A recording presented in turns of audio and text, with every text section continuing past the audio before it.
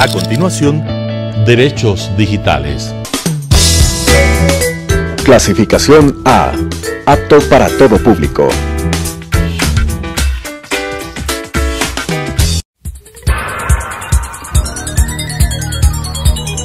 Las opiniones vertidas en este espacio por la producción y dirección del programa son de exclusiva responsabilidad de sus autores y de quienes intervienen en ellos.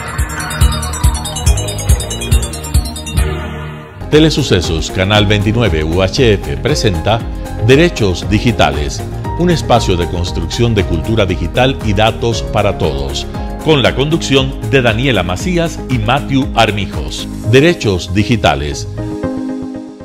La violencia digital, un problema que nos aqueja en este entorno nuevo en el que nos desarrollamos. ¿Qué hacer frente a ella? Es lo que vamos a abordar el día de hoy en Derechos Digitales, un espacio de generación de cultura digital y de datos para todos. Junto con Matthew Armijos estaremos abordando cuáles son los pasos a seguir cuando somos víctimas de violencia digital. Como muy bien lo ha dicho Dani, hemos pasado durante los consecuentes programas conversando de qué es la violencia digital, cuáles podrían ser distintos mecanismos de violencia digital, cuáles podrían ser esas posibles acciones que desde el hogar, esas posibles acciones que desde la academia o que desde el Estado se podrían tomar de tal forma que se potencie todos estos esquemas de prevención de violencia y de una atención temprana a los diferentes esquemas de violencia que se pueden suscitar, más aún los esquemas de violencia digital. Desde esa perspectiva, entonces, en este programa vamos a abordar cómo ya desde una visión bastante práctica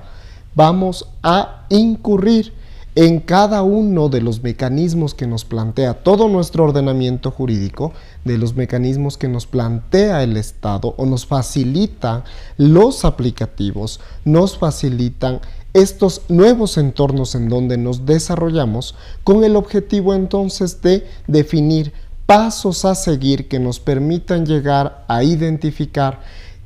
primero la violencia y luego, frente a ese tipo de violencia, cómo proceder en cada uno de estos aplicativos o ya trascendentalmente a través de los mecanismos que el Estado me presenta, como es la atención a través de organismos administrativos, la Fiscalía General del Estado o los propios jueces de la República. Creo que existen dos momentos en relación a este círculo de violencia que se puede generar en este nuevo entorno digital. Es importante entonces establecer que frente a un esquema de violencia debemos incurrir en dos temas. El primero es la prevención, que es lo que hemos venido hablando a lo largo de estas semanas, en cómo cada uno de los actores de la sociedad deben intervenir de forma tal que generen esquemas de prevención, como por ejemplo el establecer en las organizaciones marcos de cumplimiento normativo, implementar una ley de protección de datos personales, generar protocolos, etcétera, ¿no? Entonces, desde la perspectiva de organización tenemos una serie de pasos que nos pueden ayudar a prevenir, incluso en el diseño de servicios, de productos, prevenir violencia digital. Desde un aspecto estatal, tenemos la generación de política pública, la generación de marcos normativos, la generación de programas, la atención, proyectos, etc. Ya desde una perspectiva educativa tenemos la incorporación o la garantía de la educación digital, la inclusión de marcos estudiantiles en donde se incluyan primero materias orientadas a generar habilidades, competencias en materia digital, y también tenemos el tema de cómo generar espacios seguros en este entorno a través de estas habilidades y competencias. Desde la perspectiva de redes sociales, aplicativos, entre otros, vemos también que estas organizaciones que representan a cada uno de estos aplicativos, pues también son responsables de generar un marco que les permita prevenir esta violencia digital. Y bueno, a lo largo de todo este tiempo hemos visto cómo el compliance, como repetíamos, ley de protección de datos, derechos del consumidor, confluyen todos en este nuevo entorno para generar algo que es importante, que es prevenir. Pero también es importante abordar el tema desde una perspectiva reactiva, en donde, siendo víctima de violencia digital, ¿cómo voy a actuar frente a esta agresión que estoy percibiendo que me está sucediendo? Y cómo tengo que empezar a mitigar o reducir el impacto que me está generando esto dentro de mi vida, y que no lleguemos a una consecuencia que puede ser física, en donde mi integridad física, sexual, puede verse afectada, donde incluso puedo perder hasta la vida porque me han reclutado a un tema de trata de personas, a través del grooming, me han llevado a una red de venta de órganos, etcétera, ¿no? Entonces es importante establecer que existen también mecanismos reactivos y también existen pasos a seguir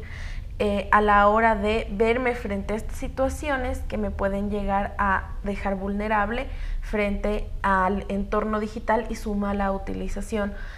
por parte de personas no tan bien intencionadas, o también de nuestros iguales o de nuestros pares que han visto este tema como un mecanismo para generar bullying, como por ejemplo el tema de acoso virtual, el tema del sextortion, el tema de la pornovenganza, etcétera. Entonces, frente a todos estos esquemas, es importante abordar que no solo tengo que prevenir, sino también tengo que, desde los distintos actores, tener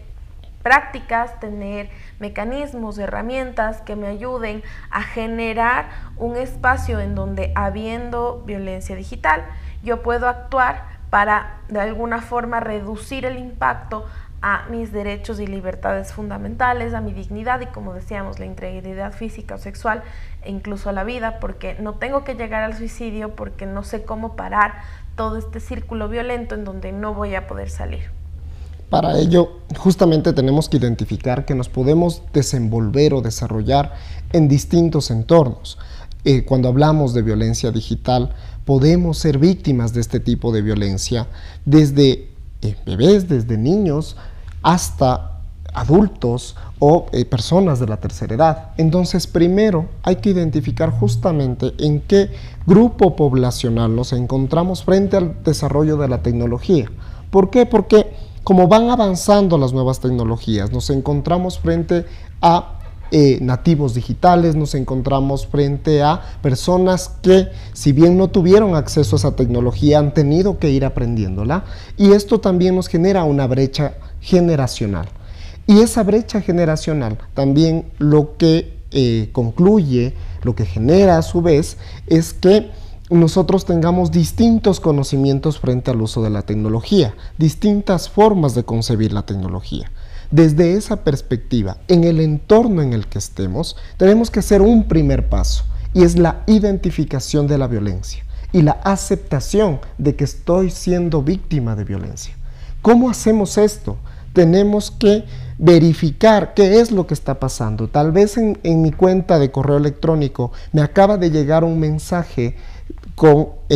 de alguna dirección desconocida, con un cambio de contraseña, con una respuesta automática de activación de un código, y quizás lo que quieren hacer es phishing o alguna conducta que les permita tener acceso a mis cuentas a través de estos correos electrónicos. Me envían un enlace y el enlace es desconocido. Entonces yo lo que primero hago es llegar a identificar qué es lo que está pasando. Esto hablando desde los correos electrónicos. Me pasa también dentro de las redes sociales.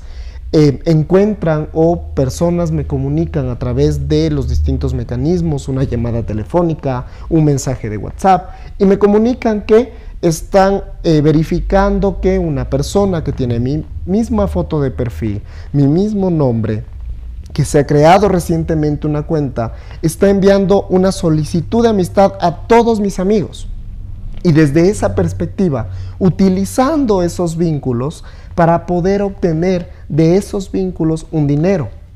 Entonces me escriben, me cuentan una historia de que me han robado, me cuentan una historia de que me quedé varado en el aeropuerto y que necesito dinero de forma urgente. Utilizando esa relación de amistad para no solo suplantar mi identidad, sino estafar a las personas que están dentro de mi vínculo social en este tipo de redes. Asimismo, puedo encontrarme en otros entornos, desde la escuela en los niños, en los cuales ellos se están desenvolviendo con sus compañeros y pueden quizás estar siendo víctimas de cyberbullying, de sextortion, de pornovenganza, que lo primero es identificar que estoy siendo víctima de violencia.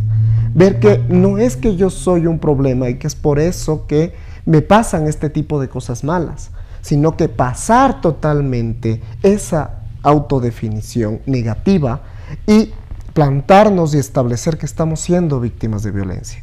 ¿Y cuál es el efecto de esa identificación? Que, por ejemplo, si es que yo me encuentro en un entorno educativo, en un entorno laboral, poder comunicarlo, poder conversarlo con personas de confianza, en el caso del sector educativo, con mis padres, comunicarlo a mis padres, comunicarlo a mis maestros, comunicar a las autoridades de psicología o a las autoridades administrativas de la institución educativa, de tal forma que ellos puedan dar este acompañamiento, de tal forma que yo pueda sentirme en un espacio seguro, pueda llegar a tener esa ayuda, esa asesoría para identificar también el tipo de violencia y cómo contraatacarla, cómo plantear todas las alternativas suficientes para evitar cualquier lesión que pueda causar esa violencia digital. Desde los entornos laborales igual, conversar tal vez con algún compañero de trabajo con el cual tengo afinidad, conversar con el jefe, conversar con los departamentos de talento humano, que tienen todo ese core, esa capacitación interna para poder lograr identificar estos distintos mecanismos y poder ayudar o acompañar en la activación de los protocolos de prevención de violencia. Desde esta perspectiva, entonces, la identificación me va a permitir conocer qué es lo que voy a hacer, cuáles van a ser los siguientes pasos a seguir, y eso es el primer camino para la escalada hacia la salida de la violencia o hacia el control de esos efectos que pueda generar la violencia. Desde esa perspectiva, entonces, también las aplicaciones, todas las páginas web, las redes sociales que estamos utilizando, nos plantean también mecanismos que nos permiten llegar a identificar estos tipos de violencia. Me crean un perfil falso, por ejemplo, las redes sociales me permiten denunciar ese perfil, indicando cuál sería el tipo de denuncia, qué es lo que pasa con ese perfil. Quizás me está acosando, quizás es una denuncia de suplantación de la identidad, es una denuncia de que está publicando fotografías mías, tal vez es una denuncia de sextortion, de pornovenganza. Entonces, las redes sociales también viabilizan estos mecanismos a través de protocolos internos, en el cual yo genero la denuncia y puedo hacer seguimiento de la misma, de tal forma que esta identificación de la violencia que comentábamos, que es el primer paso, nos permite ya conocer qué es lo que voy a hacer, qué es lo que estoy siendo víctima, y de esta manera poder tomar las acciones adecuadas. ¿Por qué? Porque Dani justamente nos va a explicar qué es lo que va a pasar posteriormente si es que yo tal vez por la desesperación de que estoy siendo víctima de violencia, elimino todas mis cuentas, me aíslo de un entorno digital, sufriendo también desde esa perspectiva violencia digital porque me están aislando de un entorno de una forma negativa. Justamente, como tú bien lo has dicho, Madi, la violencia o el primer paso para vencerla de alguna forma cuando ya estoy siendo víctima de ella es la identificación y la aceptación. Desde un punto de vista psicológico van a haber como ciertos pasos, desde un punto de vista sociológico van a haber ciertos pasos, pero el paso principal va a venir de frenar la acción porque me puede poner en riesgo. Entonces, una vez identificada, aunque suena de vez en cuando un cliché, lo primero que tengo que hacer es comunicarlo a la primera persona de confianza con la que yo genero afinidad, más aún si soy una niña, niño, adolescente. Lo primero es cuéntale a tu profesor, cuéntale a tus padres, porque son ellos quienes te van a guiar hacia el mejor camino para poder frenar la acción que me está generando un daño o que te está generando un daño. En este sentido, una vez identificada la acción y antes de tomar decisiones, lo primero es no asustarse. también, porque pasan estas cosas y lo que yo hago es voy a bloquear mi perfil, voy a eliminar todo, voy a cerrar todo, me voy a aislar de todo y yo prefiero que eso se quede cerrado, que nadie mire, que nadie vea, porque me avergüenza evidentemente si hay una imagen sexual, un video sexual circulando a través de la red. Lo primero que voy a querer hacer es que eso deje de existir y que todo rastro quede eliminado, pero hay una regla y es que el internet no olvida, y en ese sentido no podemos ser ciegos ante la necesidad de preservar la prueba. Nuestro esquema jurídico nos exige probar lo que nos está pasando. Nos exige que demos herramientas y mecanismos a los operadores de justicia. ¿Para qué? Para poder impartir justicia. Entonces, la primera acción, si bien es identificar, lo segundo es no asustarse y no eliminar. No eliminar, ¿por qué? Porque yo necesito esos elementos para poder probar las acciones que están sucediendo, tener la trazabilidad, y cuando nos referimos a trazabilidad es como esta guía, los pasitos que está siguiendo para poder llegar al autor, porque muchas veces estos temas no vienen de una persona determinada. Por ejemplo, si estoy en este espacio, tú estás aquí y me agredes, me golpeas, yo sé que eres tú. Y se ve porque hay cámaras, ¿no es cierto? Entonces aquí podemos determinar quién es el autor de una acción violenta, que es un golpe. Pero en el entorno digital sucede que a veces hay suplantaciones de perfiles, no sabemos quién está detrás de la otra pantalla que está ejerciendo estas acciones, y por lo tanto necesitamos que en internet se vayan guardando todos estos pasos, estas huellas que veíamos en programas anteriores, que nos den el rastro y nos puedan llevar a determinar quién es el autor, quién está ejerciendo, porque muchas veces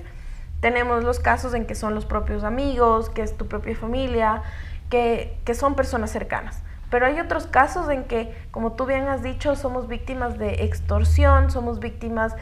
de amenazas que no sabemos de dónde provienen, porque hay IPs ocultas, se conectan a través de VPNs compradas que no me van a decir. Entonces yo necesito generar el espacio que permita una investigación para poder determinar quién es la persona, saber el origen de la imagen, y para que cuando exista un borrado o una eliminación sea esto efectivo y no solo sea de ciertos dispositivos, sino que el rastro desaparezca de verdad, cuando ya haya una medida correctiva. Entonces, el primer paso es preservar la prueba. ¿Para qué? Para que yo vaya a la siguiente parte, que es denunciar, y en la denuncia yo pueda determinar que los investigadores de la Policía Judicial, que tiene una unidad de delitos informáticos, puedan generar el espacio para investigar de forma adecuada y poder llegar al origen. Ahora tenemos los otros casos que son mucho más graves, en donde a través de la suplantación de identidad en perfiles de redes sociales hay personas muy malintencionadas, que ya no es solo una violencia de tú a tú, de dos personas que se sale de control, sino más bien que ya son personas que buscan o tienen ciertos objetivos, que es cometer delitos como la trata de personas, como la venta de órganos, como la explotación sexual, la pornografía infantil, entre otros. En esos casos, que son mucho más graves, en donde ya no hablamos de personas, sino hablamos de redes delincuenciales que están siendo investigadas y constantemente monitoreadas, y que necesitan las autoridades tener más denuncias para poder generar las acciones pertinentes, porque muchas veces la trazabilidad en el entorno digital lamentablemente no es tan fácil. Yo lo que tengo que hacer, como les decía, es preservar la prueba y además hablar pronto. ¿Por qué? Porque nos puede pasar que si yo pacto un encuentro, si yo pacto el ir a ver a una persona en un lugar y pacto una cita, incluso vendiendo cosas, ha pasado, hay muchas veces que a través de ciertas tiendas en redes sociales pactan las personas de encontrarse en ciertos lugares, y lo más práctico es que te roban el dinero y te quedaste sin el producto que adquiriste. Perfecto, ya, el dinero se recupera. Pero si pactas con personas que te van a secuestrar y que te van a llevar a pertenecer a estas redes, y ya tu familia no te va a poder encontrar, pues es importante también que nuestro entorno, nuestros amigos, nuestros padres, nuestros profesores también monitoreen esta actividad siempre, independientemente de si soy un niño. Donde los niños y adolescentes hay que poner como mucha más atención,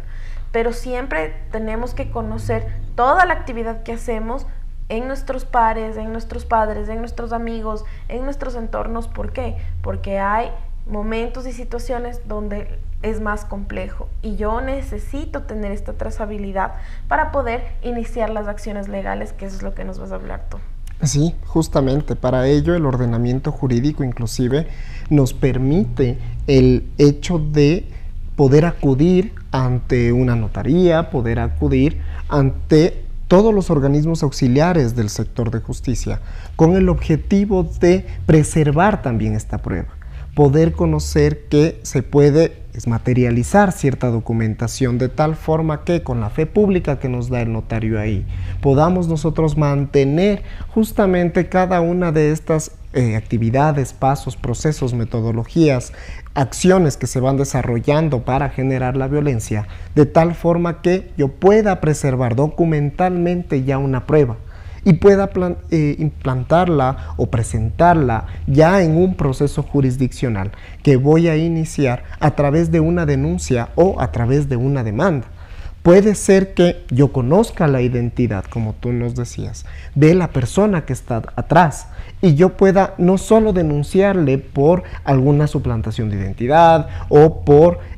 tal vez algún ransomware, algún phishing, algún ataque a los sistemas informáticos que haya realizado, alguna revelación ilegal de bases de datos, alguna violación a la intimidad, que son los distintos delitos que mantenemos dentro del Código Orgánico Integral Penal vinculados con estos esquemas. O también ya hay cyberbullying, ya hay grooming, que son otros delitos que se han ido creando y que han ido siendo incorporados dentro de nuestro Código Integral Penal, que ya reflejan que existen estas nuevas acciones, estas nuevas necesidades que como sociedad tenemos. ¿Por qué? Porque el hecho de que exista este esquema de violencia se vuelve en cada uno de nosotros una necesidad, el tener el mecanismo de reacción que nos permita frenarla y nos permita establecer responsabilidades con la otra persona que fue violenta.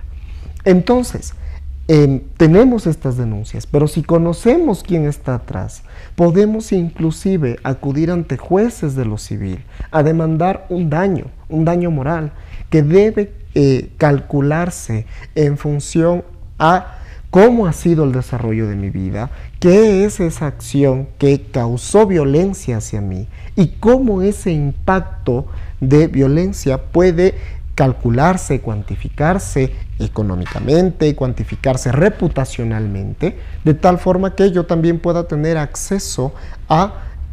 quizás mecanismos de reparación integral que frente a ese ejercicio de violencia me puedan resarcir en algo todos los distintos daños causados, porque aquí no solo mantenemos un daño económico, mantenemos un daño reputacional, un daño psicológico, un daño emocional, lo cual en su conjunto nos masifica aún más el daño y nos genera esos distintos mecanismos de reparación integral. Por lo tanto, el siguiente paso, como tú lo manifestabas, acudir a estos operadores de justicia, todo el sistema integrado de justicia, a la Fiscalía, para que a través de la denuncia me colaboren identificando cuál es ese delito, poder impulsar ese delito para que la Fiscalía pueda investigarlo, para que la Fiscalía pueda acceder a todos los mecanismos de prueba, para ello la preservo, y posteriormente que se judicialice, de tal forma que estos también sean los mecanismos que nos permitan frenar estos tipos de violencia. Justamente, como tú bien lo has manifestado, entonces tenemos pasos y tenemos vías. El primer paso es identificarlo, el segundo es preservar la prueba sin asustarse, sin tratar de eliminar todo, y el tercer paso es iniciar las acciones legales pertinentes. Tenemos distintas vías, como tú lo has mencionado, la vía penal, que es a través de denuncias, a través de Fiscalía, en donde se lleva a cabo una investigación para que se judicialice y se llegue a tomar las acciones penales pertinentes que pueden llegar incluso a la pena privativa de libertad. Tenemos las acciones civiles, en donde demandamos los daños morales o los daños y perjuicios que se ocasionen a la persona desde una perspectiva netamente económica o incluso de reparación integral a todos nuestros derechos. Tenemos una vía constitucional, que son las acciones de protección, porque evidentemente nuestros derechos están siendo vulnerados, y también tenemos las vías administrativas con quejas y reclamos que son pertinentes, como por ejemplo ante la Superintendencia de Protección de Datos Personales o ante la Superintendencia de Bancos cuando tenemos un tema de pérdidas económicas, entre otros organismos que son pertinentes. De esta manera hemos tratado de abordar de forma rápida y pronta el análisis de cómo ustedes podrían actuar frente a un caso de violencia digital. Este tema lo iremos ampliando paulatinamente y agradecemos mucho su atención. Esto fue Derechos Digitales, un espacio de generación de cultura digital y datos para todos.